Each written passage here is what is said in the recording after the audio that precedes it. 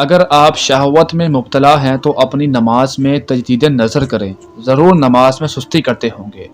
قرآن مجید میں ہے فَخَلَفَ مِن بَعْدِهِمْ خَلْفٌ أَضَاعُوا الصَّلَاةَ وَاتَّبَعُوا الشَّهَوَاتِ، پھر ان کے بعد ایسے نااہل لوگ آئے جنہوں نے نماز کو ضائع کیا اور خواہشات کی پیروی کی۔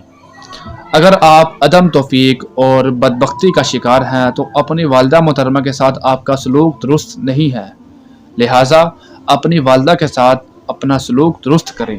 قرآن مجید میں ہے وَبَرًّا بِوَالِدَتِي وَلَمْ يَجْعَلْنِي جَبَّارًا شَقِيًّا، اور اپنی والدہ کے ساتھ حسن سلوک کرنے والا بنایا ہے اور ظالم بدبخت نہیں بنایا۔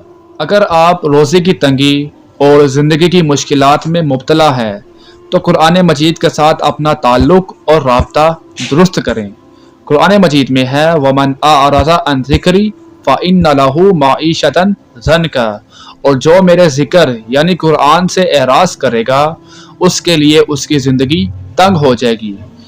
اللہ تعالی ہم سب کو ان قرآنی ہدایات پر عمل پیرا ہونے کی توفیق عطا فرمائے، آمین۔